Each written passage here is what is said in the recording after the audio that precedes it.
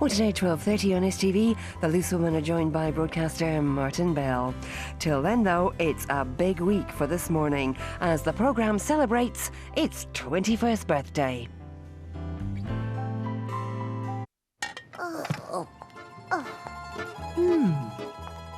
As soon as you have finished your homework, we have Dolmio lasagna. It's a Dolmio Day! When's your Dolmio Day? Hi, a very warm good morning to you and welcome to This Morning. I'm Richard Madeley and this is my wife, Judy Finningham. Hello, we're on the air for the next 2 hours and we've got something for all the family, including... No, guys, you've done a great job caretaking, but we're back now, OK? So this wasn't the deal. Bye. I've only just got this job. Please don't take it now. Hey, good to see you. Holly, congratulations. You can't have the sofa, but you can have the opening titles. Oh, really? And here they are. Oh, lovely.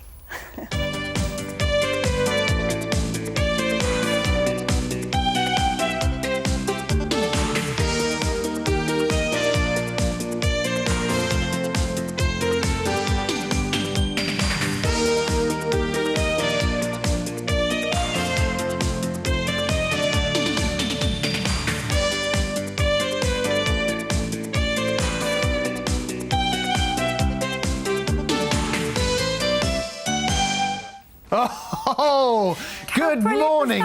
And none of us have aged. No, not a bit. No. We look exactly the same. I was holding your arms then, you two. Well, good morning. We are celebrating our 21st birthday with a cocktail of, 2 hours of very special guests, starting with Richard and Judy, who, of course, had to be here for this very special day. Of course we You didn't did. invite us, but we came in. Yeah. They've been standing outside for hours. Also on the show, all the news from the weekend newspapers with Paul Ross. Plus, we're taking a look back at the headlines on the day This Morning started. And if you have an anniversary or birthday coming up, Phil Vickery has just the dish for a celebration dinner. Comedian Jo Brand spills the beans on her wild teens and her first TV appearance, which was the same year this started. Yeah, now It's there's a very coincidence. lucky. You'd think it was planned. Sharon Marshall has all the soap gossip, plus a look back at some classic moments from all your favourites. And to round off, we have live music from Madness. And that's Madness right there, back in the 80s. They haven't changed a bit either. I brought my diary in, because I I've can't got... believe you've kept all your diaries. I don't have a personal diary, I've never done that, but I have a business diary, and they're all like this. And this is, there you go. No room back for personal to... stuff when you're as busy as the Schofield. Well, I look back and thought I'd never worked those hours. Now, look, this is today, but this is every single day was absolutely jam-packed with all sorts of stuff. Should we take a look at you? Is that essential? Just so we can put a face. Oh. A face to the busy diary. Yes. Look at you! You're the one on the left, aren't Orange you? shirt and knitwear. That was me, wasn't it? Look at that. I remember that. And on Monday, the 3rd of October, I was actually... Look, there was a Going Live meeting. And then the next day, I was doing some stuff for Radio 1, because my Radio 1 show was on a Thursday and on a Sunday. Did an interview with The Sun at 2 o'clock in the afternoon and went to a cliff party on the Tuesday in the evening. That was a good old knees up. And then here, look at this. On Thursday the 6th, I can't remember where the factory was, but we went up to see if we could sort out Gordon the Gopher crisps. What happened? It was never a goer. Oh, no! No, it never worked. What a shame. And then on the Saturday, I interviewed Kylie Minogue for Smash Hits and did the Noel Edmonds Roadshow in the evening. So that was my week, starting this week in 1988. What about you? Well, I was probably kicking off with double maths, followed by science, followed by art. Oh, look! How bad does that make me feel? You feel? Oh, my goodness. Happy birthday. Yeah. Happy birthday. Terrific. So with all of that, plus all the news from this weekend's X Factor, and we've got former finalist Diana Vickers, it's a packed morning of celebrations. And to make it even better, there's a chance to win £20,000. Here's the lineup.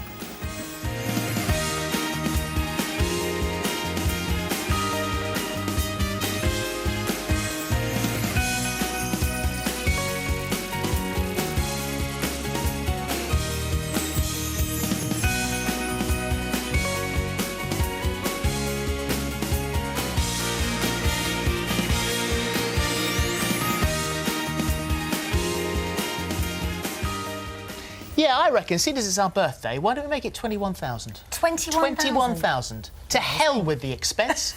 21 grand. Sounds good to me. There you go. So on October the 3rd, 1988, a new morning magazine show was launched in the studio beside the Albert Dock in Liverpool.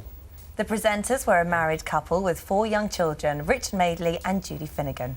And it is our great pleasure to have them here this morning on the programme's 21st birthday. As we said, you had to be here. Oh, absolutely. What was it like then, in 1988, on that morning, before you went live for the first time? Well, I was in the hands of the police. Do you remember? We got stopped for speeding on the way to Liverpool. We're driving from Manchester to Liverpool. We were obviously very nervous because this was kind of a big new deal, you know. Yeah, and you were stopped for speeding, weren't you? Yeah, yeah. I was so anxious to get there well ahead of time. You know, so that was a great start. You know, so got 3 points and a £20 fine. I think we were most nervous because the first thing we had to do was the live trail at 9:25, which you still do. Do you still do the live trail? Yeah. And that was without scripts, and that was outside on the Albert Dock, wasn't it? We used to go all around the dock because, it wasn't studio-based at all in Liverpool. There was a studio, but, I mean, the idea was to use the dock as a location. And so, you know, trails and even interviews, you know, we'd find ourselves in a cafe at the other end of the dock. But all unscripted, like you know, just had to be done to camera, live to the network. And you know, and a lot of people were watching and preparing to judge us, you know, quite harshly. So it was very tense, actually. So what was the idea? When you were launching the programme, when you were discussing it, what were those early discussions of what it was expected to be? It was supposed to cover what one executive called the hidden agenda. In other words, stuff that hadn't been done on television until that point, stuff which was considered sort of not suitable for television, you know, makeovers. We still do a lot of stuff that's not suitable for television. We certainly do. In fact, we revisited one of your items, the testicular examination. Only the other day. It was a real baptism of fire for me. Were you allowed to watch? Were you allowed to look? I did. Yes, you did. Was I not supposed to? Well, Keep your eyes off it. When we did it, I had to sit behind a screen. I was allowed to watch. But Judy had to sit behind a green screen. This is the vlog. Oh, there we are. Yeah. I'm sure we should have put a warning up before we did this again. But let me tell you something. Is this in 88 or is this No, this was here. This was in London. That's the first one. Well, it was a long time ago. But you see, what the surprise there was in rehearsal, the guy hadn't shaved. And when we went live, he'd shaved. And we almost all collapsed. Is that Chris again? Because, you know, it was never part of the deal. But, yeah, you got the old razor out. And that was, in those days when you were planning it, were things like that discussed, that you would ever get that far? No. We knew that the agenda would be beauty, health, obviously, with Chris Steele, who actually was our own GP in Manchester. Yeah, we suggested him because he's such a lovely guy and so warm and friendly and everything, and he came over and did an audition and he got the job. What else? Problems, of course, with the niece, agony aunt. And good old-fashioned journalism, you know, sort of the breaking stories of the day, which you still do today, don't you? You know, trying to get those exclusives. So actually, the show hasn't changed very much, really. I mean, it's evolved, you know, with the times, but the basic kind of template of this morning. I suppose what we didn't do in the first year was try and sort of break barriers too much. We just needed to get established. But then later we were doing tests on Viagra and stuff, you know. So then the programme ended up making the news itself. It got on the agenda, that's right. Yeah. And the Daily Mail called it, what did they call it? The tackiest 2 hours of television in British TV history. That was when we did Viagra, because we got couples to test it out, not live. Well, they did test it out live. I can remember watching it. You sent them off to a hotel and everything, and knocking on the door. We sent you the samples, didn't we? We've got a bit. Look, there you go. This is it. That's right. Gosh. You don't getting flushed. Could you? Really? They say a red face is one of the side effects. And then it actually started in the lobby. Was it what you hoped for? Oh, yeah. Was it everything you hoped for and more? Yeah. And after all this time, after 4 years, I mean, I suppose it must be quite momentous, but how do you feel now? I'm debating on going to work or going home. Just Brilliant. It was amazing. But we had to fight to do that kind of thing, you know.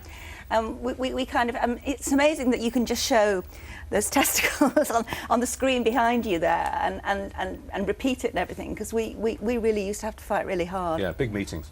Yes. Is there anything you would have done differently certainly wouldn't have had him introducing me as this is my wife, Judy Finnegan, I can tell you that. That's true. That changed very quickly because initially you did all the kind of the lifestyle interviews and the interviews with women.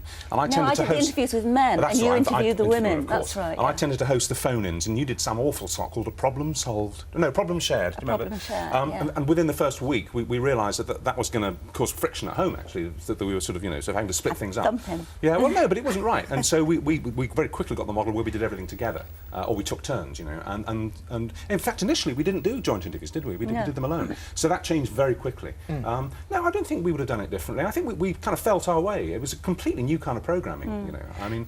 Do you have any real sort of memorable moments, kind of big stories that were hitting at the time that you sort of... Because you were really on the front line of everything, as you are on the show. The weekend that Diana died, when Diana died on the Sunday, This Morning was coming back for its first series of the year, of the autumn rather. The next day, we had a great show lined up. It all went out the window, as indeed did every show that week. We never thought that every day we'd do nothing but Diana coverage, but we did because if anyone who's seen the film The Queen will remember that the Diana story was mutating and changing every day. So I remember going home on Tuesday night and we had our show fixed for the next day about Diana, lots of items, lots of guests. But next morning we woke up at 5, 6 in the morning to find that the debate had moved on to why aren't the royal family coming down to London? Suddenly that was the day's story. So everything had to change again. And that was our best week, I think, the Diana week, wasn't it? It was great because it was so changing. It also proved that we didn't have to have everything set in stone, Absolutely, yeah. Which I'm sure you don't either. Things sort of come and go. I mean, we would often sort of completely amend the running order first thing in the morning, depending on what had happened. Because you've got to if you're live, I think, really. Well, I can remember people saying at the time of that coverage and what the programme did that you'd absolutely tapped into the feeling of the nation, that at that time everyone was feeling the way you were reflecting our thoughts and feelings. Fortunately, we had the phone-in, as of course you still do, and the phone-in every day was about some aspect of Diana, so we were getting an awful lot of feedback from viewers as well. Yes, I think by that time, people often say that they think they know us, because we've been on... But actually, we know the audience as well. We're sort of mates, and by that stage, and that was 1997 when Diana died, we'd been on air for 9 years, and we had a very, very good understanding of the kind of people that watched This Morning and what they expected of the programme and of us. And they did of us too, so there was a kind of symbiotic relationship going on. I'm sorry if that sounds a little bit sort of pompous, but I mean it. There was a real sense of connection with the audience. So if people did say that about that week's coverage, it was because we were properly talking to each other. And to some extent, during the phone-ins that week, it was the British people that dictated the debate, and moved the story on through programmes like this. How difficult was it when you moved away from the Albert Dock and brought it to this studio? It wasn't difficult at all. We were really happy to do it here because, to be honest with you, by the time we came... How long had we been doing it? 1996 we came to London. Yeah. So we've been doing it for 8 years by then. And there was a kind of... Because we were living in Manchester and sort of commuting to Liverpool every day, there was a sort of slight element of Groundhog Day. It sort of crept in, So we knew we needed a change, and we weren't quite sure what that change was. But when it was suggested to move it here, we thought, yeah, it would be a shot in the arm. The other thing was we had real problems with guests, I mean... Well, getting into Liverpool, you mean? In Liverpool, yeah, because they would have to give up most of their day, actually, whereas here you can just pop in and pop out again. And the airline to speak out... British Midland. British Midland to speak out, but didn't that fold in Yeah, there? they cancelled the flight, so suddenly it was really hard to get guests, so that was another reason to come here. But no, it was a risk, and certainly the people of Liverpool needed a bit of sort of persuading that it would still be a good programme, and the biggest challenge moving it to London was not becoming London-centric, We used to remove the name London from the script all the time. We never said, welcome to London South Bank, or anything stupid like that. We tried to keep it a regional show, which is how it started. It started in the region. So we always tried to keep that flavour, that it didn't matter really where it came from. It just came from television land, as it were. Yeah. But it was of Britain, It wasn't of London, as it hadn't been of Liverpool. It was just of Britain. And we worked very hard to keep that spirit. And I still see it today. It's still, I mean this in the best possible sense, it's still a provincial show. It doesn't matter that it comes from London. It could come from Bolton, it could come from the Humber. God, it'd take me a long time to get to work there. If it did.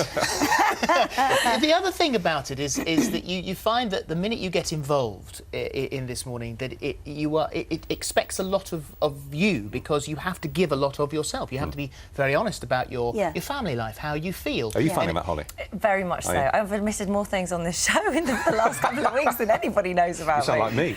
I know, you just go, blah, and you're like, oh, I just said that. That's on TV. My job was to stop him saying too much. No, it's true. Yes, it does.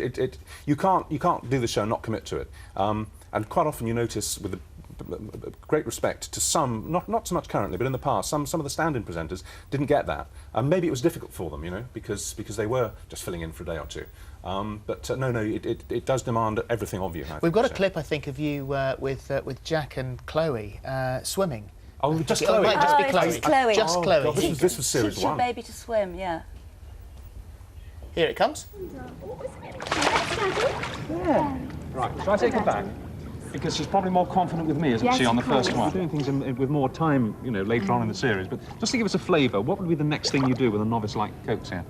Well, I think moving on the front thing, she's raring to go. Right. What we need to do for this is if you come in front of her now and just turn around, support her. Yes. Holding her under the arm. Under the armpits. Yes. That's it. Then we want to bring her chin, if she'll let us, down into the water. Right. So bring her down a little bit lower. Oh, That's it. And then if you start to move backwards with her. So sweet. And how old is she now? She's 22 now. Yeah. 22. She's 14 months then.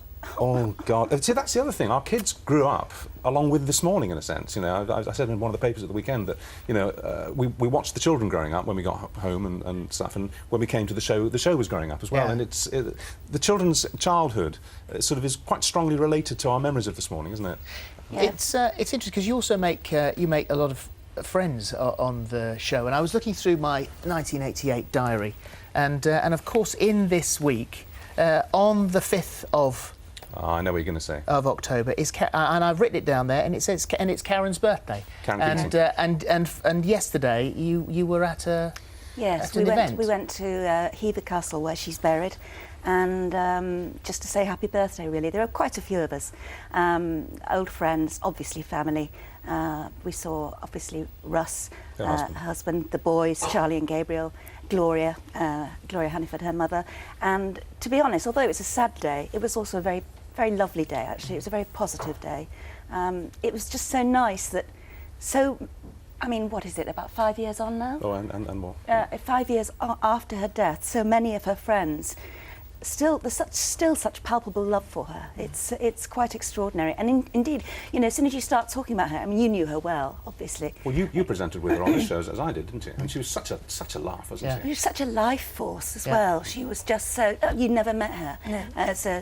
You know, you would have loved her. Actually, she was such a lovely, lovely girl. But her boys are great, and Gloria's much better, and we just all have to accept it. Well, it's right on the 21st birthday that she should be mentioned. Absolutely. We should talk about it. It's absolutely right. Is there, just finally, because you're going to stick with us through the morning. Sure. Is there... Actually, we're carrying on the show, mate. No, you go have a coffee. Pack me stuff up and go. Have you ever regretted leaving? Oh, no. I think we did. How long was it? 13 years. If this is the 21st anniversary, we did kind of 2/3 of the total run, if you like. We did 13 years. Yeah. It wasn't that we'd had enough of this morning at all, because how could you? It's the best gig in town, isn't it? It's the best television programme to present, bar none, you know. And I would include our Channel 4 show that we did for 7 years, although that was incredibly exciting and great fun. Nothing will ever beat this morning, and whatever you guys go on to do, you'll always look back on it with huge affection. No, I think we felt we'd done all we could with the programme, and we're quite creative people, as indeed you are, and there comes a point when you have to say, well, if I can't think of anything fresh to do with this particular show, maybe I should be doing a different kind of show. And that's what we did, and we went to a different end of the day, and we built something else, you know, that worked. So we look back on this morning with huge nostalgia and affection, and look at it now with, you know, like proud parents, to be honest with you. That doesn't sound too patronising. You know, we hear the music sometimes in the kitchen or if we're at work or wherever, and you think, oh yes, you know, we started that.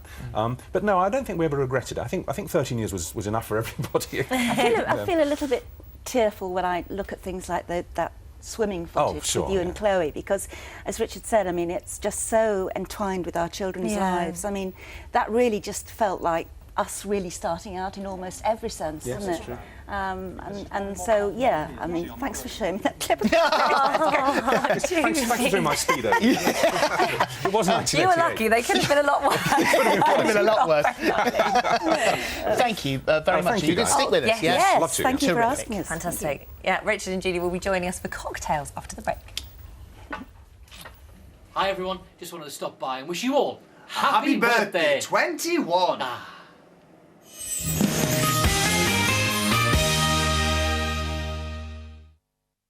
They're both the same size, kids. Mum was so clever.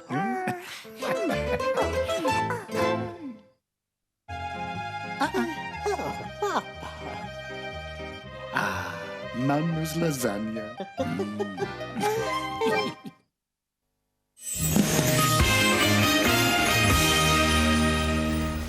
Welcome back. Each day this week, a This Morning fan will have a birthday makeover from our team of style and beauty experts. Well, our first makeover is a young woman who was born, like this morning, 21 years ago, and just like us, doesn't look her age.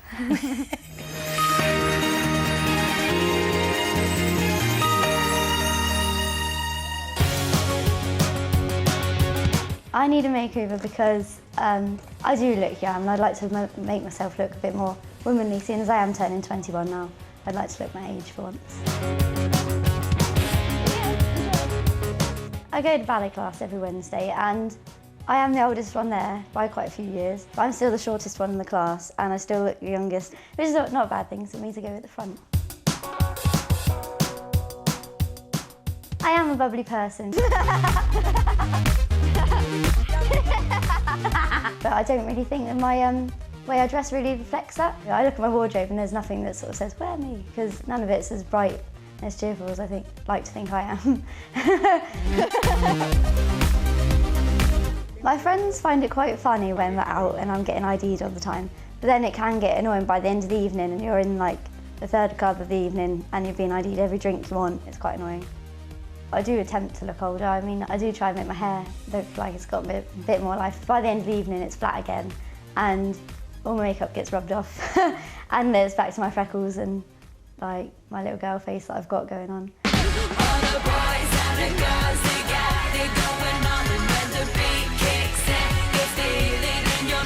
I'm turning 21, and I'd like to reflect my age and obviously just be a bit more sophisticated and elegant for my birthday. A little bit of glamour, why not? And birthday girl Kim joins us now, and you just told us that when this morning started, you would have been about 4 hours old. That's about right, yeah. Well, happy birthday to you. So, right, let's get this right, because there's a lot of women who are going to be watching going, is she mad? If I looked much younger, I'd be very happy with that. But obviously, when you're younger and 21, it's the worst case scenario, isn't it? And being ID'd, you don't want to have that happening tonight when you're going out. No, exactly. So, what is it you're kind of hoping for today, then? Something that I can go out with my friends, like go out clubbing in or whatever, go out for a meal with, and not bother being ID'd when I want a drink with my meal. And OK, and is there anything, like, do you want, well, if they wanted to crop your hair, would you be upset with anything.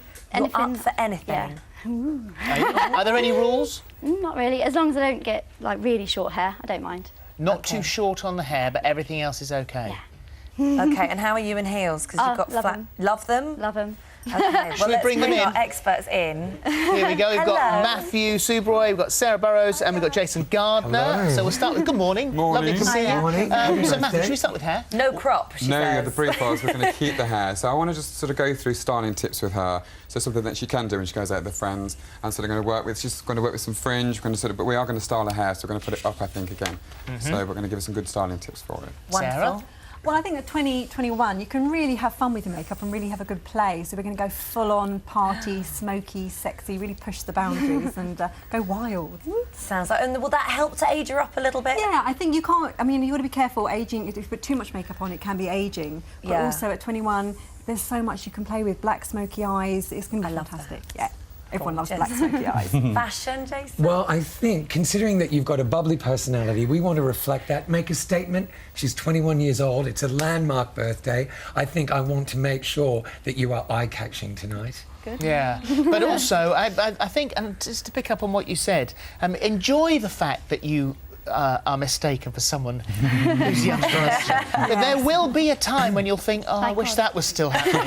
I can remember saying to my uncle, when I was still at school, you know, sort of just maybe 15, 16, I can remember saying to him, do you know, I can eat anything and I never put on any weight. And he said to me, one day you'll wish you could still do that. And I do. I really do. So enjoy your experience today. You're going to go off with the team now and they're going to pamper you and look after you, and happy birthday, and we'll see you a little bit later. Okay, cool. Thank Good you. stuff. Something else to celebrate now, because this week we are giving away over £100,000.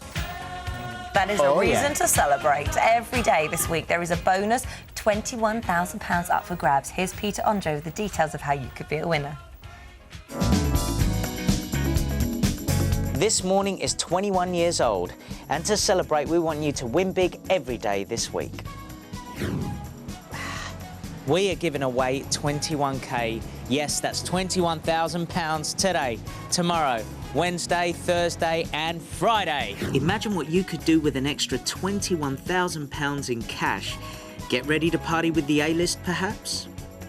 Yeah, I know. We're looking pretty good for 21, you're right. You haven't bad yourself, Georgie. For your chance to celebrate with us by winning a massive £21,000 in cash today, just answer this question correctly.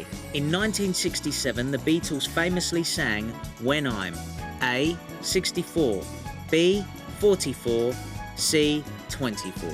Call 09012 93 33 33. Calls cost £1 from BT landlines. Calls from other networks may be higher, and from mobiles will be considerably more. Text your answer A, B or C to 83336. Text costs £1 plus one standard network rate message. Sky or Virgin Media viewers can enter by pressing their red button now or enter for free at itv.com. Entrance must be 18 or over. Lines close at 2 p.m. and calls made after this time won't be counted, but may still be charged. Best of luck.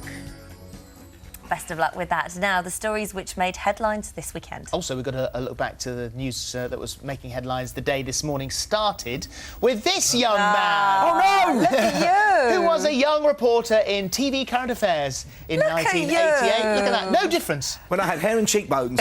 Those were the days. 1980. Happy birthday, by the way. Happy birthday. And let's start with another birthday celebration. You were there, Holly. My invite must have got lost in the post. Mine too. Simon Cowell's 50th. It was brilliant. Now, a couple of the papers have been a little bit snippy about it and said, oh, it was a bit over the top, but you think if you're Simon and you're a showbiz legend and you want to celebrate your 50th, fair play to you. Now, was it true there was a 60-foot image of Simon on the entrance? On the front of the house. As you drove up, you just saw his big face smoking a cigarette. And was it true that the napkins had silhouettes of Simon and the cups and stuff? Well, all of the waiters had Simon's face on their face, all complete with black T-shirt and high-waisted trousers. It's like a horror film. I know, but brilliant. And Everywhere were there shark you looked. tanks in the lavatories? Shark tanks in the lavatories. Little sharks. So you don't wash your hands in those, do you? No, you don't. And is it true? Now, it said here, they said there were retro canapes of margarita pizza.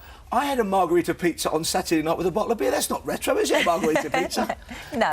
Great time, that. Yes. Brilliant, absolutely brilliant. Was Sunita wearing the banana leaves outfit at the party that was in the papers? Do you know what? I wish she had, but sadly not. That No, was she looked completely normal. Did you see that photograph? Oh yeah, yes, absolutely. Well, I was watching it on the night itself, and you'd actually warned me and said, "Wait till you see her outfit. It's fantastic." Yeah. And very dangerous to wear in the autumn, of course, with the leaves shedding. Yes, could have been very embarrassing. What an autumn fall! What?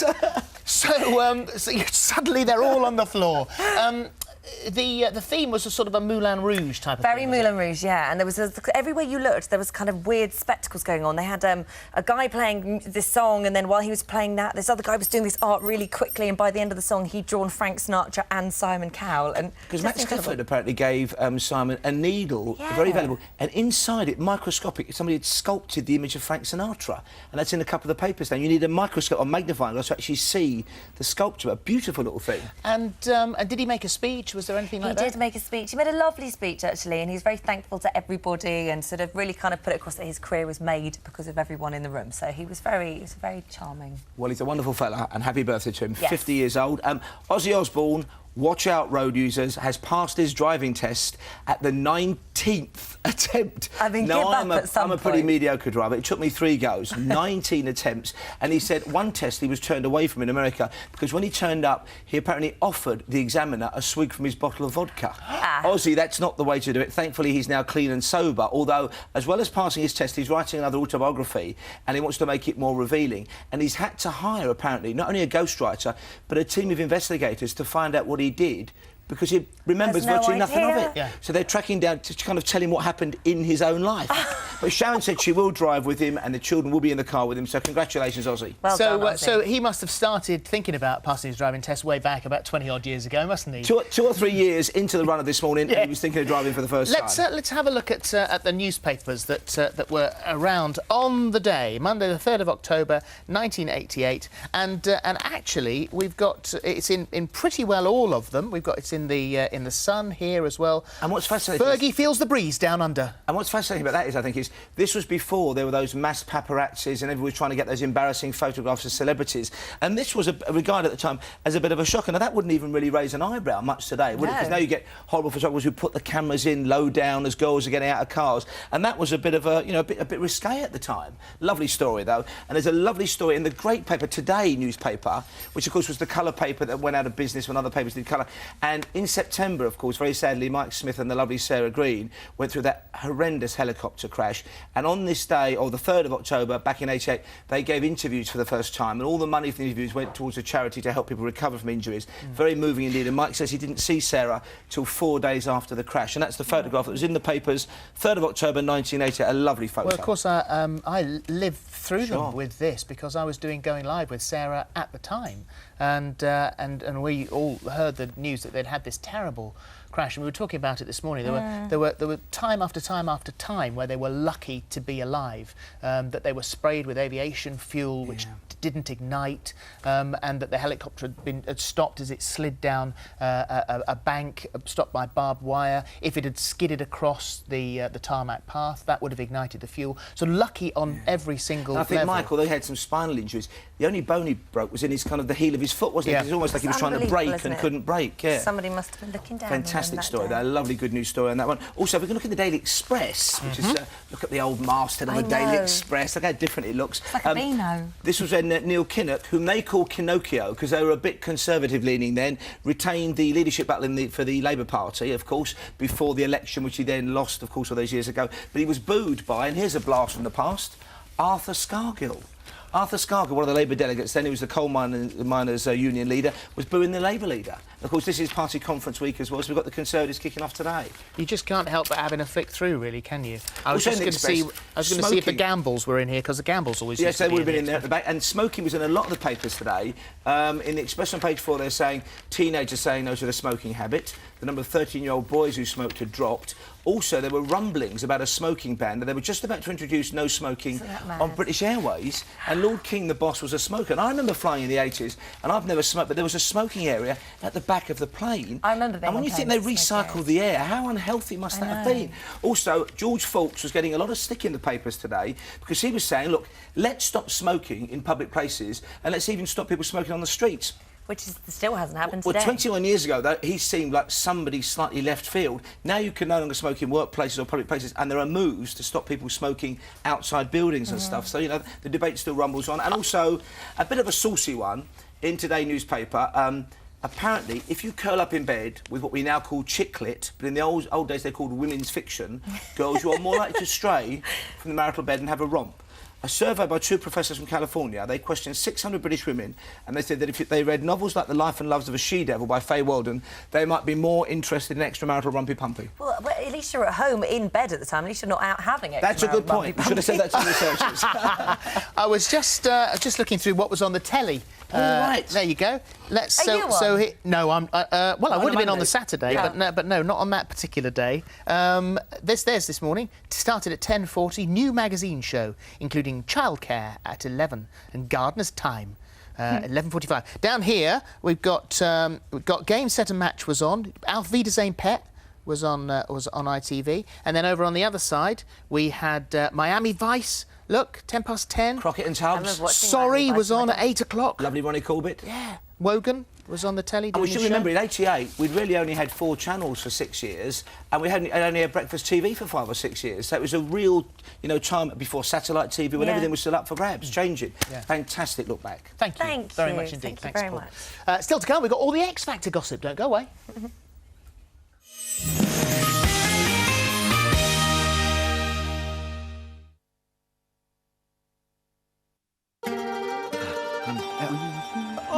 Mama, I was gonna help you make the dolmio lasagna. Here we are. Okay, now I can help you with the best bit, eh, Mama?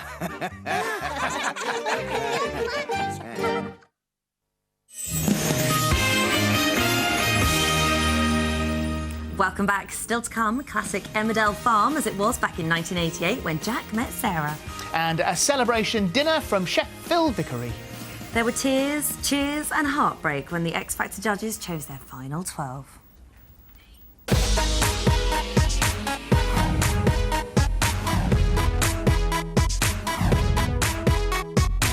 Well, maybe we should all be praying for time. I like him. The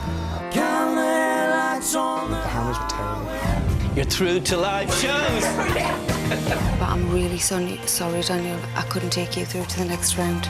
You're going home to the live finals. That was mean. Naughty Simon Cowell. Naughty Simon Cowell. Do you think the right 12 went through? Yes. Well, no. I was surprised. I think Louis is in big trouble. Yes. I think Miss Frank are very good. They're the best of his bunch. Yeah. And casting no aspersions on any of the rest of them, but I don't think he stands a chance this year. OK, say it how it is. John and Edward, interesting choice to go through, but they will split the nation, I think. That's the great thing about them. They are the Marmites. Everyone will be talking about them. Although I do fear most So we'll get to that in a sec. Let's have a look at the houses, because I know you've seen all these beautiful houses. I was very lucky. The first of all was Sunita wearing the most incredible outfit in Simon's house. Yes, this consisted of just leaves, which she kind of had put across her boobs. I think we've got a little clip of it here. Yeah, out she comes. It's staggering. And also how they stayed on there with the amount of baby oil she's got all over her body, I will never, ever know. But Sunita never disappoints. She does this changed, every year. though, to sit down, didn't she? She did. Well, you can't sit down in that. And so that was actually Simon's house. This was actually Simon's house. Were you allowed in? Well, sort of. I mean, we kind of had to there was like a toilet which you could use, but at one point we nearly had to have portaloos outside instead of actually going in the house.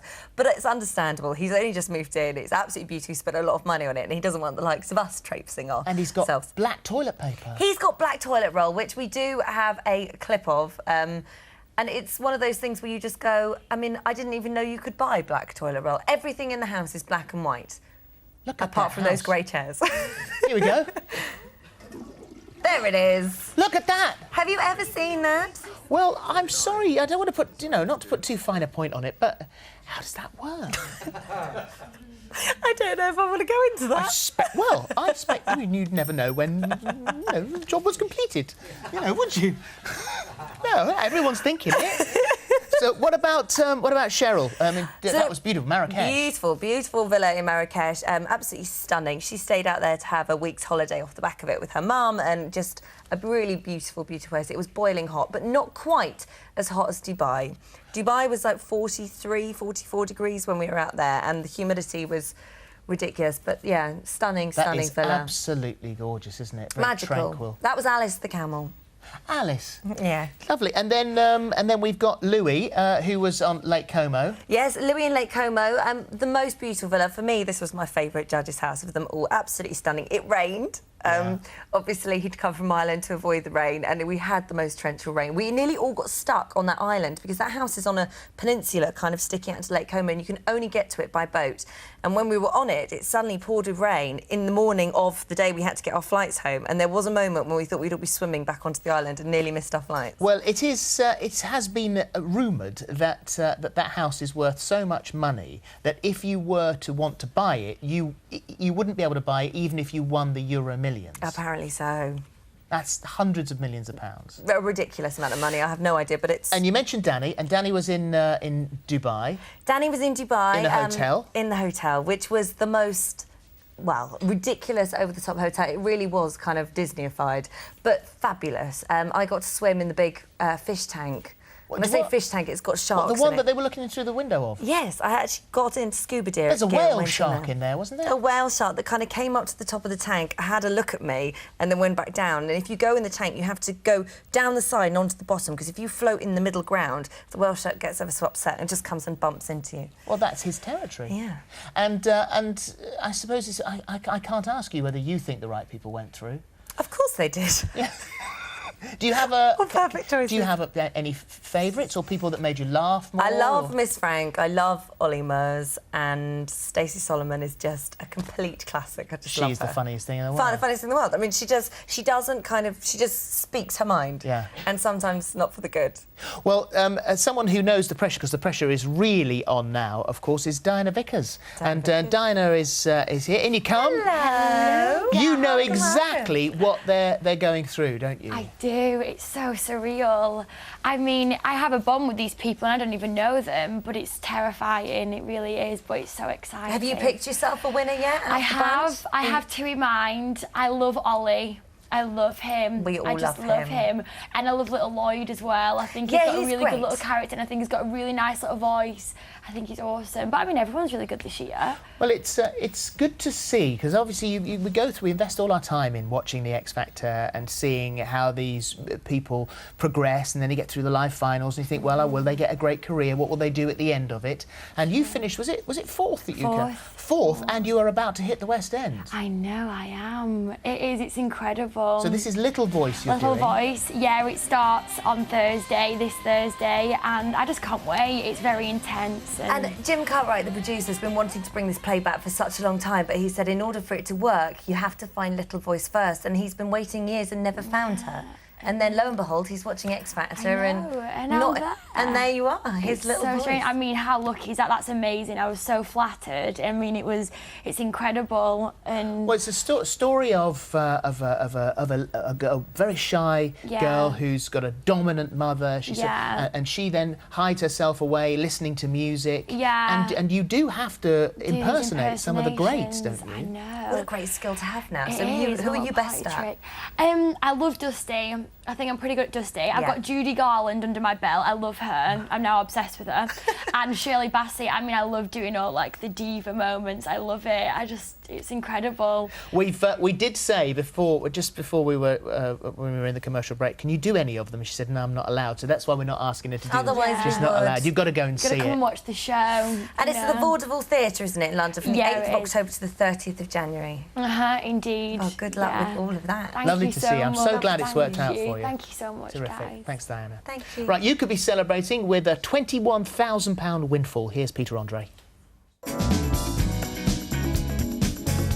Roll out the red carpet, because today's £21,000 birthday giveaway means that you could have a taste of the celebrity lifestyle. Congratulations, you look great, you're smiling, you won the award. Would you like to win £21,000 in cash? Would you take that? For your chance to do that, you have to answer this question correctly. In 1967, the Beatles famously sang When I'm A, 64, B, 44, C, 24. Call 09012 93 33 33. Calls cost £1 from BT landlines. Calls from other networks may be higher, and from mobiles will be considerably more. Text your answer A, B or C to 83336. Text costs £1 plus one standard network rate message. Sky or Virgin Media viewers can enter by pressing the red button now, or enter for free at itv.com. Entrants must be 18 or over. Lines close at 2 p.m. and calls made after this time won't be counted, but may still be charged. Come on, that's our birthday gift to you, £21,000 in cash. Best of luck. Thank you, Peter. Good luck. 21k. Yum. What would you do with that? I could think of a few things. Still to come, it's Welcome to the House of Fun with Madness. And after the news, comedian Jo Brand reveals all about her wild teen years. Hello, I'm Michael Palin, and wishing you happy 21st birthday this morning.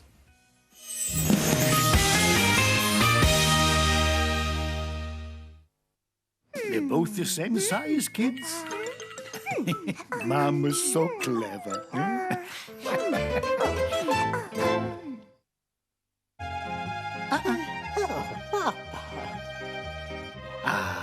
Mama's lasagna.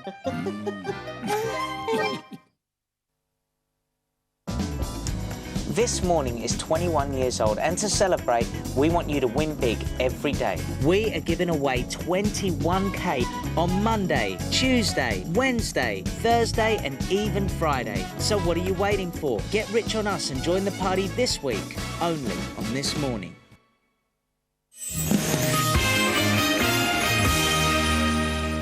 Welcome back. We're live till 12:30. Still to come, Joe Brand's Madness and a celebratory dish with Phil Vickery, and your chance to win a massive £21,000. Well, here's what you won't want to miss in the next 60 minutes.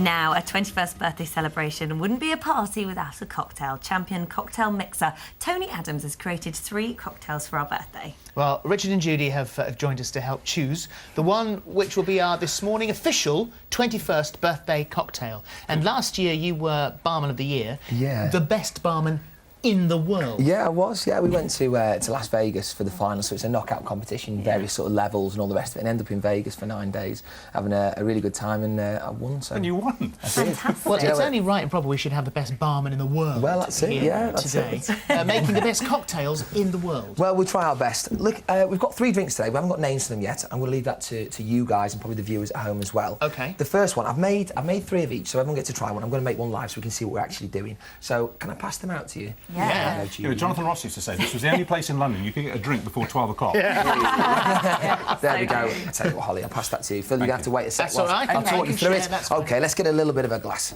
Now, what I've done with this is I've made a variation on a mojito. OK, so we've all had mojitos before, but it's a real summery one, isn't it? So I want to do something a bit more autumnal. It's lovely. I tell you what, I am still slightly suffering after Saturday night. And that is Right, brilliant. OK, let me get a little bit of mint. That's the one. nice, though. So with the mojito, we've got mint, lime and sugar. With this, instead of using sort of a classic white rum or an aged rum or something along those lines, I've got a really obscure sort of Thai spirit not many people see. It's called Mekong.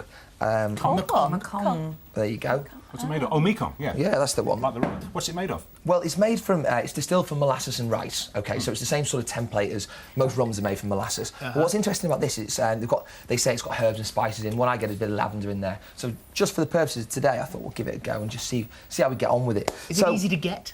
I think so. I mean, to be honest with you, this is something I've come across in most bars that I've worked at and been in. But can I just have a taste? Yeah, of course you can. What are you doing? Well, I want to Go taste for your life, Phil. That's the one, isn't it? Straight out of the bottle. Is it the Mekong which gives this its sweetness? No, no, that's something slightly different. No, what I'm looking for there is a bit of herbs and spices. I don't know if you can pick that up, but it's meant to be in there. Right, let's get a bit of this stuff here. This is great. Sugar water. You know, most bars. I'll tell you what. I'm going to use that later. I'm going to use soft brown sugar. We've got the world's best cocktail maker, and we're swigging straight out of a bottle. Oh, that's brilliant. Brandy. That's fascinating. It is a little bit like spicy brandy, yeah. OK. So that's Great. good. I like. So I'll tell you what I've done there. I've just got some mint in there, so probably about 10 leaves. Just get, you know when you get it out, just put in a decent amount in the bottom. This is soft brown sugar, OK? Now I'm quite picky with this. I just wanted to make sure it dissolves, OK? So we don't want to put in there anything too heavy, no demerara or anything like that, because it'll just be sort of gristly at the bottom. OK, now a whole lime. I'm going to need lime juice. The best way of doing this is I slice it. I don't know if we can see this. I'm going to slice it sort of horizontally across it. I'm going to make down there, mate. From tip to end. Well, we need to get a chopping board, Richard.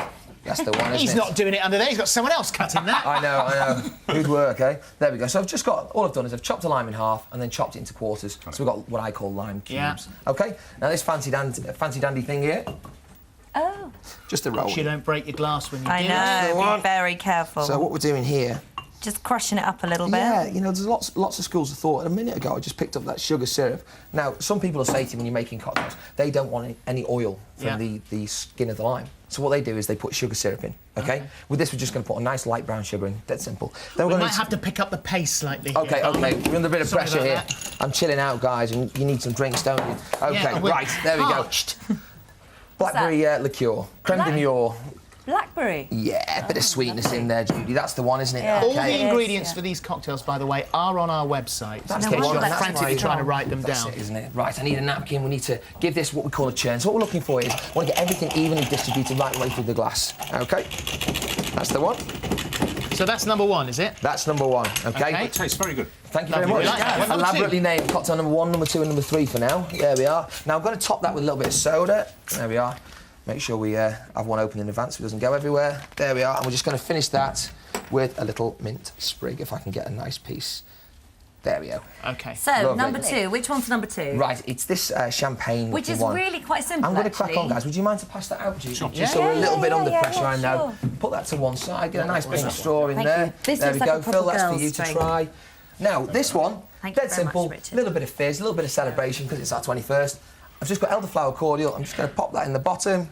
There we go. That's lovely. And some pink sparkling wine. Dead simple, this And one. it's as simple as that. And I Yeah, have to it is. say, It's- that's beautiful. it's nice when you're isn't it? making That's very me. It's a summer's day drink, isn't it? Yeah. The elderflower, I love it. Yeah. There's It's no good way. for this morning. It's light, it's fun. Yeah. It's There we got go, the get a nice gravitas little of a serious straw. champagne. Well, that's it. It's, as I say, it's about having a little bit of fun and celebrating, isn't it? It's quite nice when you get people at home and you sort of want to give cocktail making a go, but it's quite intimidating, isn't it, when you sort of get into all the techniques. This is more of a So, daytime let's do number Yes. 3 because Okay, this looks brilliant. like tomato This one is- and basil and mozzarella sort of salad. Well, this one's actually, it's actually really sweet, this It's one. got white. Oh, it's like a chicken little Okay, where is my cocktail. shaker? Okay, right. Well, we've normally we do Loads and loads with of ice in cheese there. up here. Now, looking for a Boston glass. Okay, so what I've got here, guys, I'm going to give this one a good old shake. You're So, unstoppable, you are. I need to. I'm under pressure here, aren't I? You know. Right, strawberry puree. So all I've done with this, got some strawberries, a little bit of sugar, tiny bit of water, whizzed it up, job done. Okay. So I'm going to put a bit in the bottom there, like that, and I need to get. This is my sugar water. Okay. So 1 part sugar, 1 part boiling water from the kettle. Just give it a good old stir. Right. And you can lash that in the fridge, and it'll last a week or so, and that's no problem. So a little bit in there, not too much, and we're going to put in more lemon juice than sugar. It's important in this because we've got lemonade as well, so we don't want it to be too overly sweet. But a real thing, as I encourage anyone to taste the drinks as they make them, it's really important so you know what you're up to. There we go. So Nearly knocked Richard off his stool then. That hits the spot. there we go. And this is made with a British vodka, you said? This one is, yeah. There's only a couple of vodkas out there. Well, this. Now I've got to get this story right. I probably should have researched this a little bit more efficiently, but tell you what, let's get that on there. Give this a good shake first. There we go. There's a guy in New York, I believe, called Mark Dorman, I think. And he was there, and someone said, "Can I have a coffee?" And the bartender said, "Do you want black or white?" And he thought, right, okay, brilliant. Why am I not getting that option with my vodka? So he went away and he created a vodka. And it's British. And Well, Prince Charles has his own vodka. Has he? Yeah. I didn't know that, High-grade actually. vodka, yeah. It's powerful stuff too. There we go. So Now, so now you've done that one.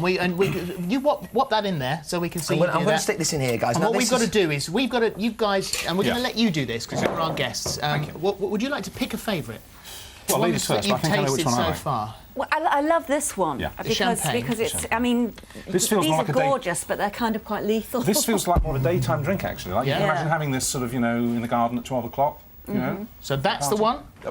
Yeah. This is the Yes, favourite? Definitely. There we I are. agree. I think so that's a very good we've choice. now picked, and he's popping. What are you popping on the top of that? This is Blavo, the black vodka I was That's just the black talking vodka. about. Just put it yeah, on the just top. put my thumb over the. If you don't have one of these and doing it at home, it's dead easy. Just get Yeah. a teaspoon. That's that's amazing. makes Just it like black? you put. there you go. What makes Great, it black? isn't it? Sorry? What makes it black? I don't know. I think it's a chemical thing, to be honest with you. I think they put Wonderful. flavourings. See the poison. Yeah, that's the one, isn't it? You know. Well, So If I'm we've being got our absolutely favourite honest. though, because it's not that one. It's this Okay, one. that so we've got Holly's a holding. clear winner. This Yeah. is the one? Yeah, definitely. Yeah. And Tell you what, I'm we gonna put want names you in at there. home to choose a name for our favourite cocktail.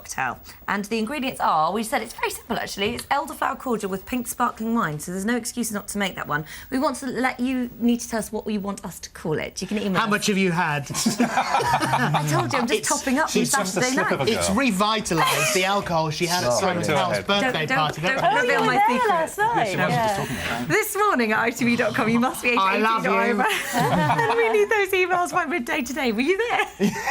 So yes, name our cocktail. You could be sipping your own cocktail on a beach if you won £21,000. Here's Peter Andre to Thank show you how. Now, to make sure that everyone knows that it's this morning's 21st birthday, I had to call in some of my showbiz pals to help get the message across. Got to go now, Mad. I can't stop. I've got to break free. To celebrate our birthday, we're giving away £21,000 every day, so try and get just in. Get it? action. So for a chance to win all that cash, just answer this question correctly. In 1967, the Beatles famously sang When I'm A, 64, B, 44, C, 24. Call 09012 93 33 33. Calls cost £1 from BT landlines. Calls from other networks may be higher and from mobiles will be considerably more. Text your answer A, B or C to 83336. Text costs £1 plus one standard network rate message. Sky or Virgin Media viewers can enter by pressing the red button now or enter for free at itv.com. Entrance must be 18 or over. Lines close at 2 p.m. and calls made after this time won't be counted, but may still be charged. Best of luck. Yep, the best of luck. Now, she's one of Britain's funniest and best-loved comedians. Jo Brand made her television debut the same year as This Morning.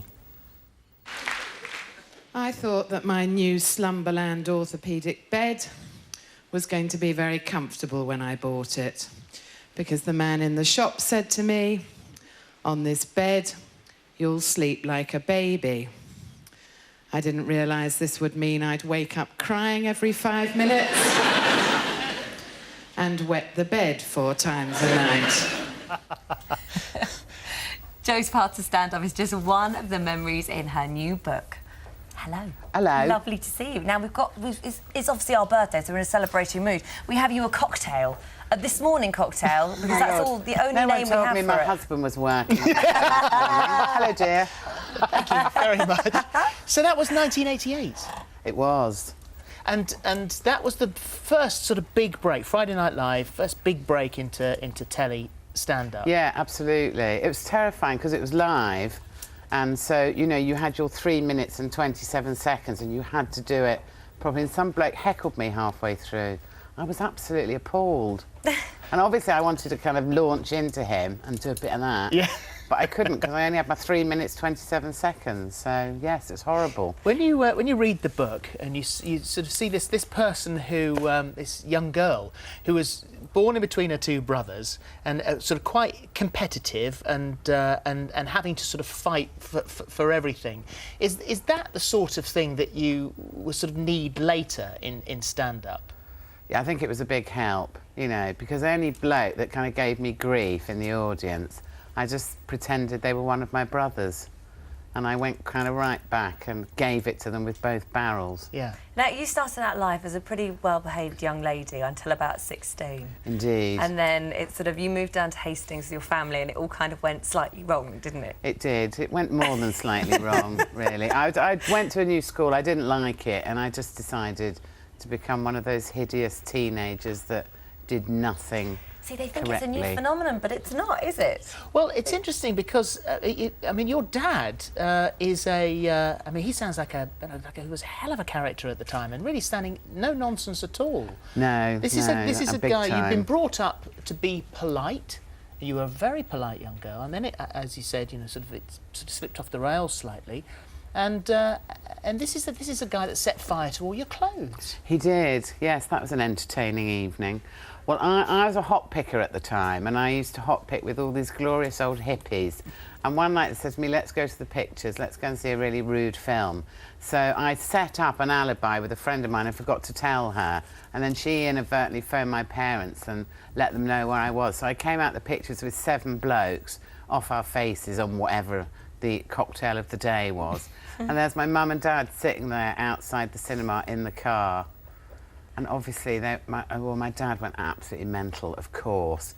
Dragged me in the car, took a swing at 2 of these rather frightened hippies, drove me home. And when I'm fed up with you smelling of patchouli and looking like a pile of old rags, went to my bedroom, just gathered all my clothes up in a big heap, went into the garden, poured petrol on them and just set fire to them. Oh my gosh, and that wasn't the first incident you had with fire, because later on, after that, you moved out and you decided to go and live on your own and be with this guy. And you lit a candle, you came in again one night and you... I know, it sounds like I was drunk for my whole teenage years, but came back from a party, had no money for the meter, lit a candle by my bed, fell asleep, woke up and the bed was on fire. But you know what it's like when you're drunk, you just go, oh, I'll sort it out in the morning, don't you? So I kind of threw a bit of water over it, went back to sleep, and then thought it was quite hot in here, pulled up the mattress, and it was completely red hot underneath, and the whole thing kind of exploded. It looked like Miss Havisham in Great Expectations. Oh, my God. The telly exploded, the curtains caught fire, and the room was just an inferno within seconds. Called the fire brigade. When did your dad punch one of your boyfriends? When did he punch one of my boyfriends? Which occasion would you like? Well, this particular one that I moved out because of was quite posh and came across as rather patronising, and he brought me home late one night and kept calling my dad my dear chap. And my dad's kind of quite working class and left wing, and he said, if you call me that one more time, I'm going to hit you. So he did give him fair warning, and he went, but my dear chap, and this fist kind of came through the air and laid him out. Well, so he painted this picture of your your sort of teenage years, and we know that in the 80s that you ended up, so 1988 you were doing the stand-up. So how did you end up in this sort of caring profession, in the nursing profession? How did you gather yourself together enough to do a job like that? I know I sound like I was a nightmare, but actually underneath I was quite a nice person.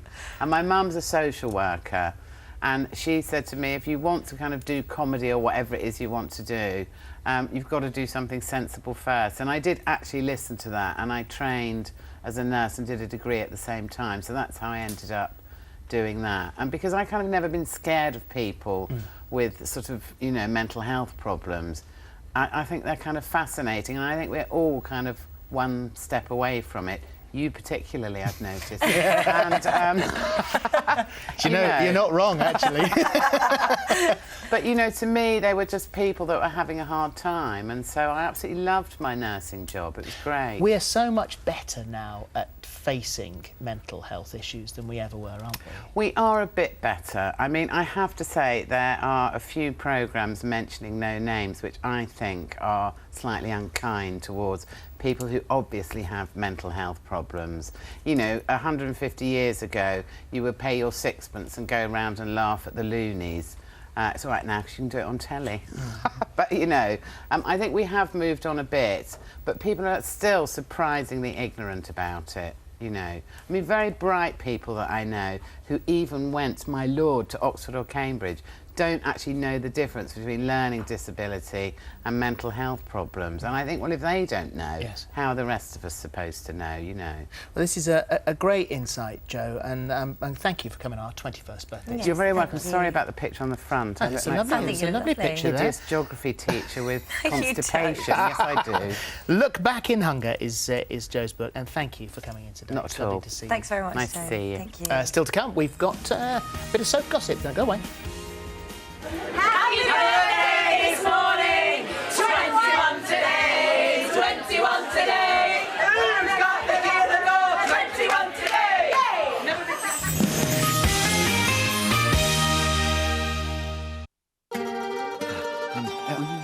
Oh, Mama, I was gonna help you make the dolmio lasagna. Okay, now I can help you with the best bit, eh, Mama?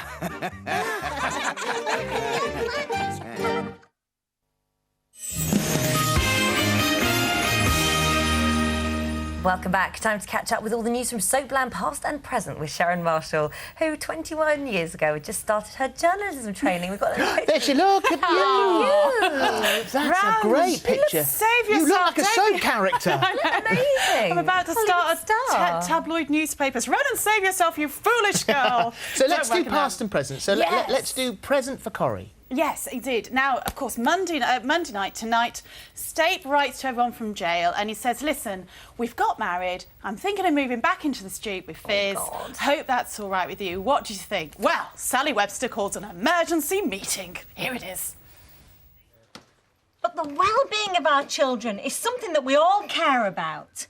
And we have to do everything in our power to protect them. Yeah. Go on, Sal.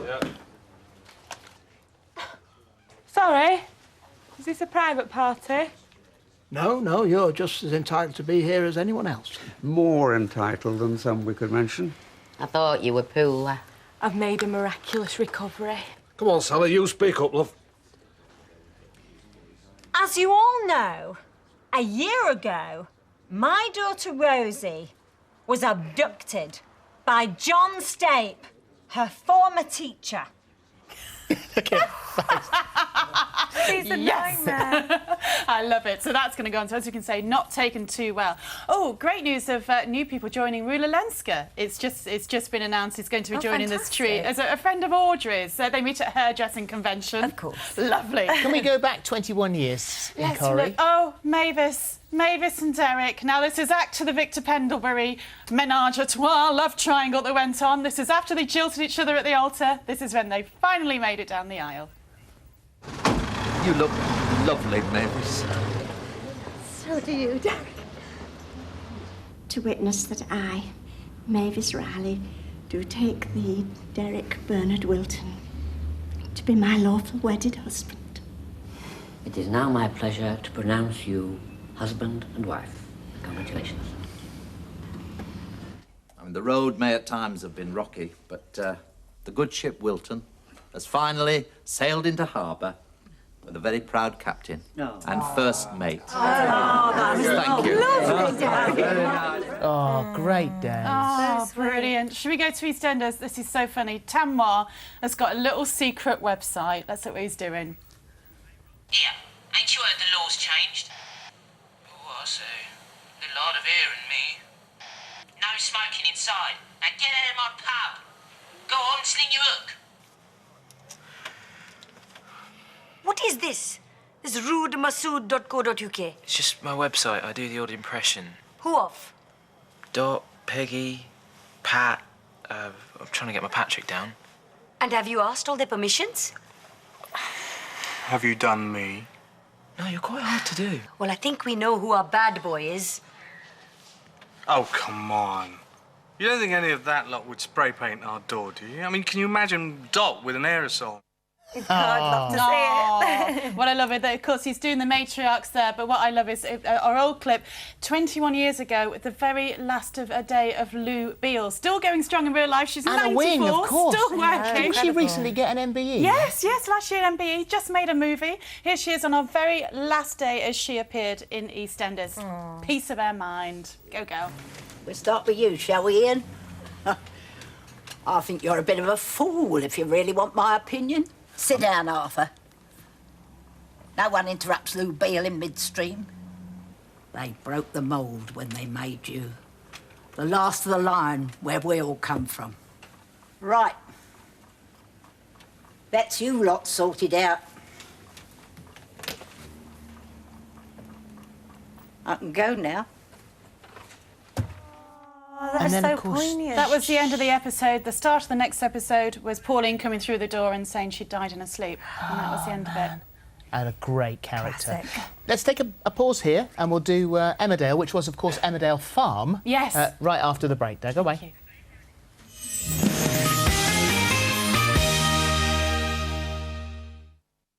They're both the same size, kids. Mum was so clever.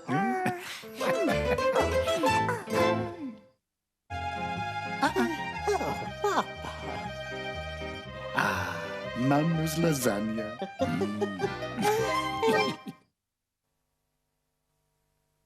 Overgrown, ugly and unloved. This is the garden? I can see why you hate it. I hate my garden. Please help. These nightmare gardens are in desperate need of TLC. Because it's a mess. Can gardeners Dermot Gavin and Sven Woonwell help? I love it. Help! I hate my garden. Wednesday on This Morning.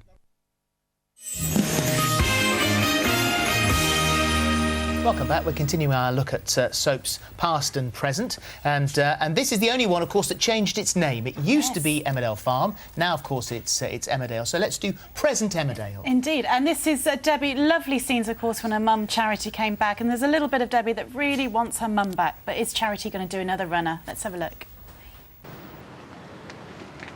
Have you got any money? This is crazy. Yeah? Well, what am I supposed to do? But you could at least say sorry. Listen, one day you and me are going to get together. And it'll be great. I promise you it will. I'm tired. Yeah, I know. Come on. Something'll turn up. I reckon something brilliant is going to be just round this corner. Mum! Please don't leave me. so sad, isn't it? No, it is. But there's a link from her daughter Sarah to our classic clip. With the old Sarah, the original Sarah. The original Sarah, that baby Sarah was named after. It was, of course, went on to be Sarah Sugden. It's a lovely excuse, of course, to play another clip of Clive Hornby as Jack Sugden. So here they are having their very first date with Sarah Connolly, as she was then, who went on to become Sarah Sugden. Is this your local? Well, over there is my stepdaughter. Behind the bar is my daughter-in-law. Next to her is one of my partners in the farm, and the pub's owned by my son's godfather. So you've never been here before? When I asked you out today, I could hear my voice, but I couldn't believe it was me talking. I mean, I just don't do this. Are you sorry you did? No, of course not. Just surprised. I'm a bit out of practice. Oh, no other women? Not enough. Oh, bless. God bless him. Thank you very much indeed. Thank Terrific. you. So, from soaps, fancy a bit of cookery? I would love a bit of cookery. And we're doing cooking celebratory style. You're Thanks, Sharon. going to love this. Well, of course, in 1988, Phil Vickery was a dashing young chef. Look, there he is. Oh, look he at is you still there, Phil. dashing, of course, but that is a particularly lovely picture. 21 years later, he's one of TV's best-loved chefs, and is still, as we said, as dashing as he ever was. 17 then. Were you 17? Yep. 17. So what are you going to cook us in celebration today? Well, I'm going to cook you a very special dish, which everybody at the hotel, here we are, look at everyone at my hotel I had, loved this. This was the celebration dish. And everybody, if they were really, look at that, celebrating, wanted beef Wellington. Perfect. It's a work of art. But before we go there, I've got a little something to show you on here. Look at this. Hello, everybody. And happy 21st this morning. My goodness, it's really earned its place in the annals of television history now. No one's going to forget it. It is everybody's best friend. And I was very privileged to not only be a viewer of it for 11 years, but then presenter of it for 10 years. And I'm so proud of my association with the programme. And I only wish I could be with you all today, but unfortunately I'm not actually here in my vegetable garden. I'm in Jordan on my bicycle earning some money for Women, but I wish I could be with you, and I'm there in spirit and heart. So lots of love to you all, and happy 21st. Yay! Oh, thank you very much. There you go. And have you heard from Fern? How's she doing? She's on the damn text. Is she doing okay? Yeah, she's fine. Grueling. She's on holiday. Don't say that. Don't say it's not a holiday. It's not a holiday. We're only brave because she's only over there not watching. Yeah. So that's why you can Well, say last that. year I came to holiday and got a real but it's a holiday. It's not a Yes, holiday. it is. It's a very difficult charity bike It's ride. a Carry holiday. on. Right. Beef Wellington. As I said earlier on, when we had the hotel and restaurant, people loved beef Wellington as a celebratory dish. Now, the history of it is quite bizarre. There's all sorts of stuff.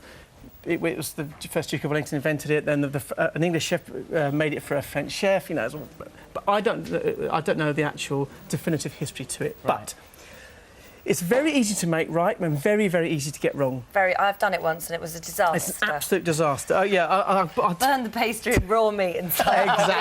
Exactly. Right. Let's start here. This is the fillet beef here. Look at this. So this is a middle fillet. So you haven't got the chain on the end or the tail. And what you need to do is season out a bit of salt and pepper. And this is a really, really important point here. In here, a red hot pan, and you seal that meat right round on the ends as hard as you can for about probably 10 to 12 minutes, something like that. This is the most important point, because when you take that out and rest it, if it's not sealed correctly and you haven't reduced it by a good sort of, I don't know, half an inch, that's when your moisture comes out. Soggy pastry. That's one of the big things. And if you can do that, seal out the day before and pop it in the fridge and chill it, all the better. Oh, wow, okay. We used to have racks and racks and racks and racks, all chilling, yeah. Anyway.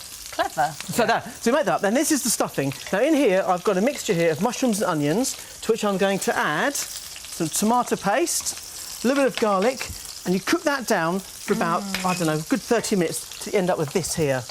Again, this is the other really keen point. Just interrupt you for 2 seconds, because we asked last week if you've got an anniversary, a birthday, anything special, send them in. We're going to run them across the bottom now. There we are. OK. So once that's really cooked down, you add some pâté to that. This is the foie gras. You don't like pâté? Yeah, but I don't know it's in there. OK. This is butter hidden it, so I can't see it. We'll just put that in there. What are you doing? Look at that. What's going on? That's perfect. Yummy. Over here now. So let's just if you come over here a bit shorter time here. So. Here you've got your fillet, which we did earlier. Yes. And then what you do is you get the stuffing, which is nice and firm now. I've added a touch of breadcrumbs onto that. What? Onto breadcrumbs, just to dry. That's the consistency it's got to be. And you're running that, and it won't work. You then put it onto the pastry. Dry, Isn't it? Yeah. I normally paste it onto that. Over, OK. What sort of pastry is that? This is puff pastry. OK, you can use short pastry, actually. And I'll just turn that around, we haven't got time to show you everything. Like that, fold that end in, and then if you just cut that at a slight angle... Like you're wrapping a present. Exactly, you don't end up with too much pastry. Turn it over, and it sits like that. Like we've got on here, already done. And this is the clever bit. You egg that very, very quickly, and then, with a sharp knife, you go on, Phil, yeah. You then cut through the pastry. So what I've done here is rolled a piece of pastry out, floured it, so it doesn't stick. And this is what makes it look like This is the a loaf of lattice, bread. exactly. Egg that, you put half onto there, and then that just sits on top of there. Perfect, like that. OK, you egg that, lovely. OK, into the oven, and this is the real point. When you egg that piece on top of there, you've got to make sure that it doesn't down in between the cracks of the pastry, else it seals it and it seals it in. The puff pastry needs to ride on top, so you've got a perfect. So just tell me again. So what you do, I'll cut that off there. Yeah. This has dried out slightly because we've been on the camera. When you egg this bit now, you put your egg wash in, and then just gently egg it over the top so it doesn't stick together. If that sticks together, you won't get it perfect. I see. Oh, I see. Back over here, folks.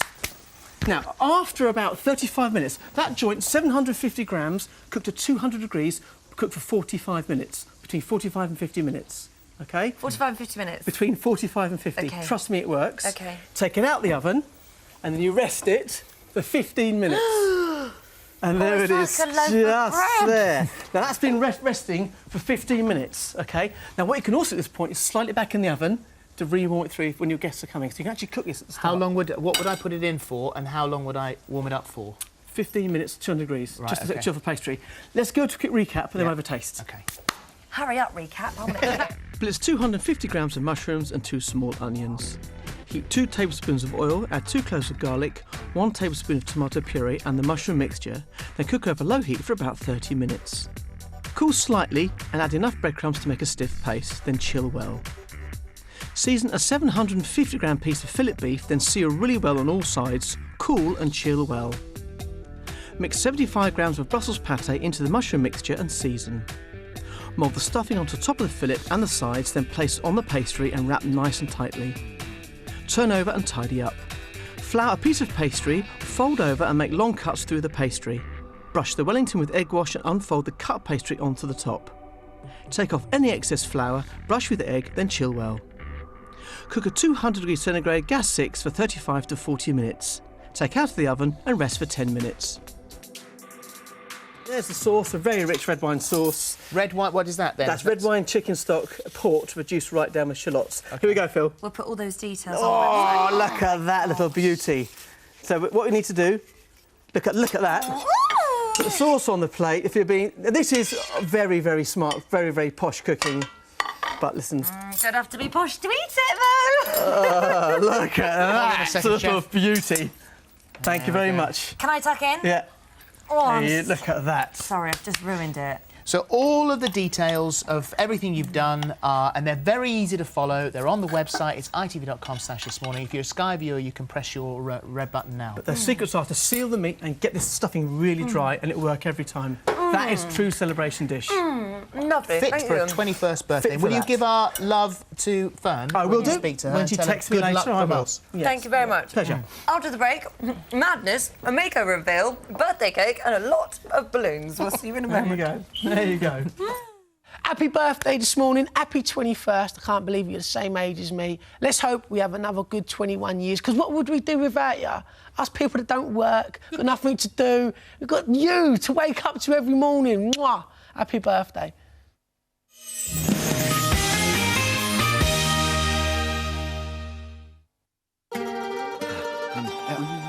Oh, Mama, I was gonna help you make the dolmio lasagna. Here we are. Okay, now I can help you with the best bit, eh, Mama?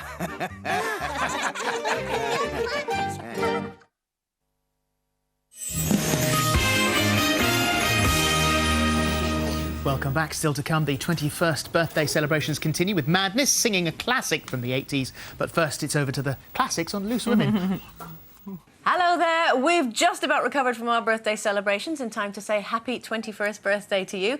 To kick off a new week on Loose Women, we're going to be asking how comfortable do you feel being the centre of attention, and also asking, is it OK to trust everyone? We're going to be putting these questions to Martin Bell, the man that politicians love to fear, and actress Susanna York. We'll see you at 12:30.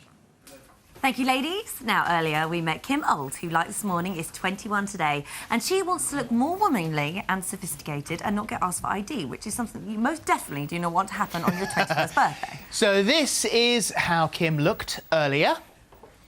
And there she is. Our team of beauty and fashion gurus have been working their magic on Kim, but she hasn't a clue what they've done. We haven't shown her yet, so... So, Kim... If you're ready... Are you ready? Here she is... Now, Jason, can you do the honours? Yes. There you go, a vision in red. Kim, what do you think? It's amazing. What do you think of the hair? Because it's good. all beautiful, huh? It's all real as well. It's very Audrey Hepburn. Give us a spin. Yes. Gorgeous Oh, beautiful. colour. What did you do, Matthew? Well, again, we wanted to sort of do it quite sophisticated, but it's quite a cool look. We saw the same fashion week on a couple of designers. So it's called the dolly bun, simply tied in a ponytail, really tight, and then just wrapped round. And obviously the fringe kept that really blunt, a bit edgy, but still very young, just to frame her face, which looks really cool. Very easy to do. What's that called? What's The dolly bun. The dolly bun? Yeah. Oh, I'm going to try a dolly bun. Why is it called a dolly bun? No, it's just a very cool Did name. you make I just that think up? No. But it just kind of, it has that bun effect, but it's like a sort of natural twist, so the ponytails come through and then it's just wrapped around So in it's pink. actually quite easy. Do Really you reckon you simple. can do that, Kim? Give it a go. I'll give it a go. And what about makeup? Well, Kim was saying how she loves the whole Amy Winehouse look, and we thought, well, we'd go for a nice, strong black eye, Yeah, lovely. but without quite so hard. So we've used eyeshadow instead of a liquid liner, which gives a softer look, and is also a lot more forgiving. If you make a mistake, you can just smudge it off. Whereas Blend it out. once eyeliner's there, it doesn't move, does it really? So we've kept quite a strong shape. But we've softened it slightly with a few minks and browns as well, so it's not just black, which I think is a great tip if you're trying to do a smoky eye.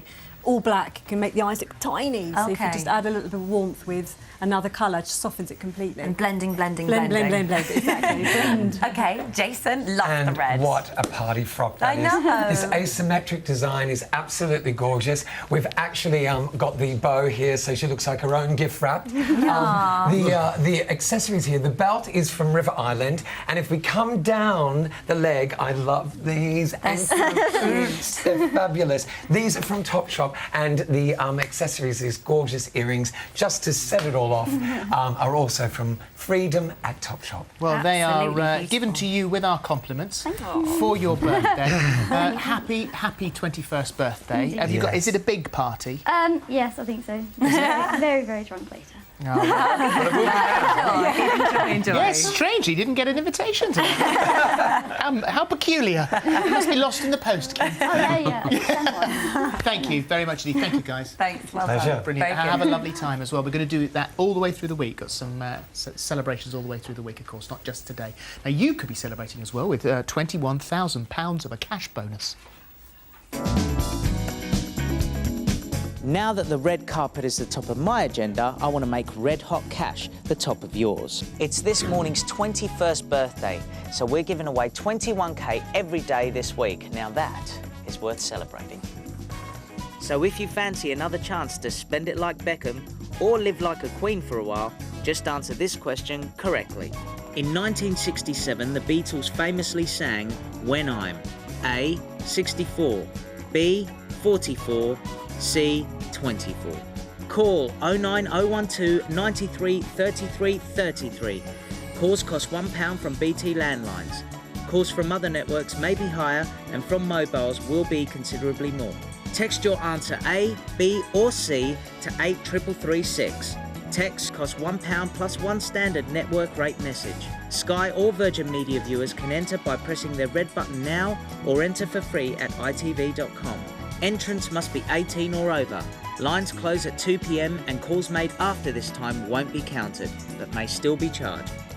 £21,000 in cash. It's the real deal.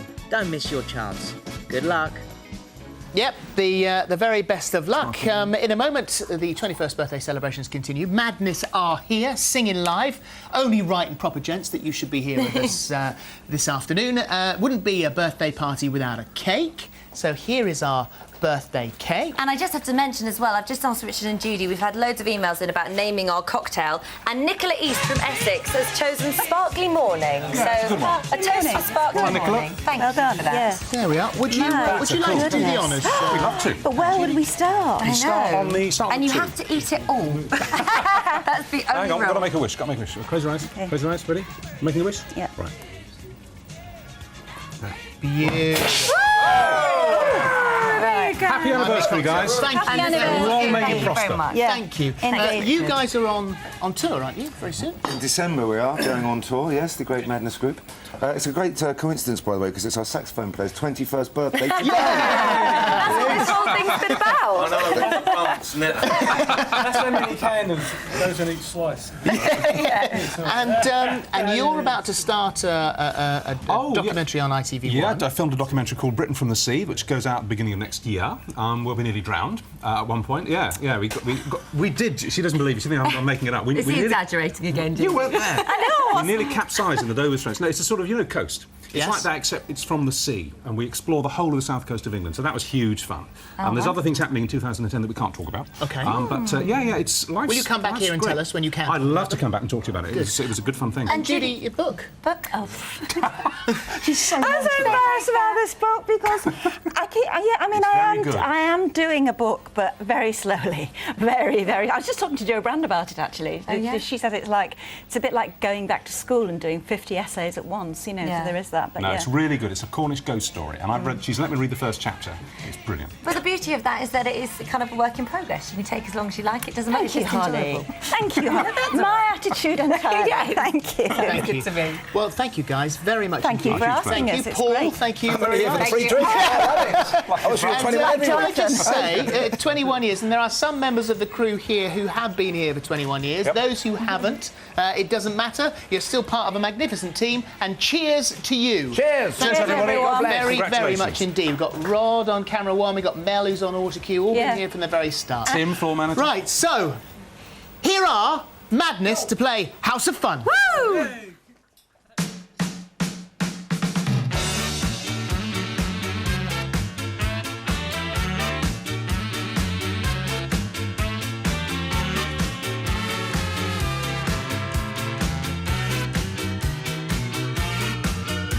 Good morning, can I help you, son?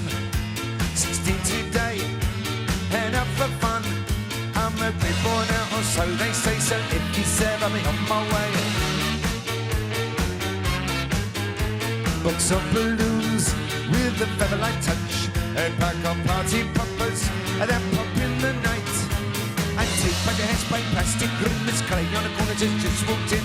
Welcome to the house of fun. Now I've come of age. Welcome to the house of fun. Welcome to the lion's den. Temptation's on his way. Welcome to the house of fun.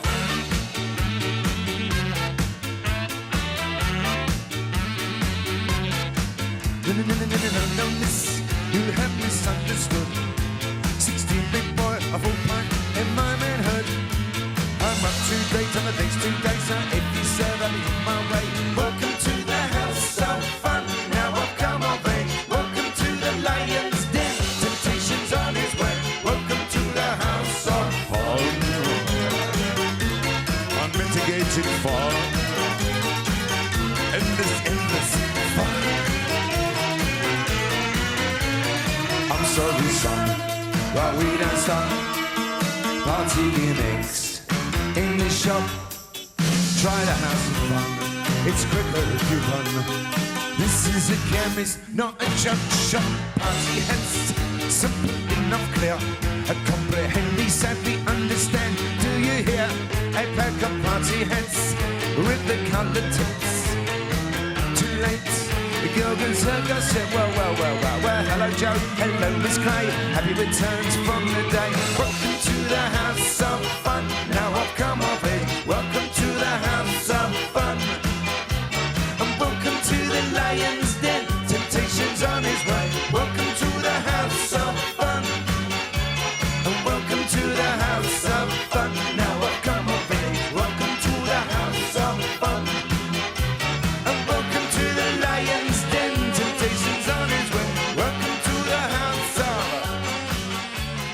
birthday to you.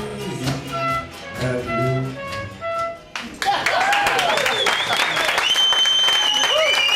Fantastic. Gentlemen, thank you very much indeed. Well, the celebrations continue.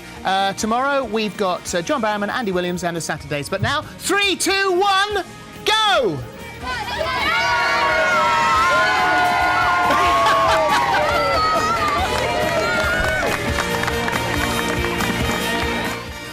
Coming up next on STV, broadcaster Martin Bell drops in for a chat with the Loose Woman.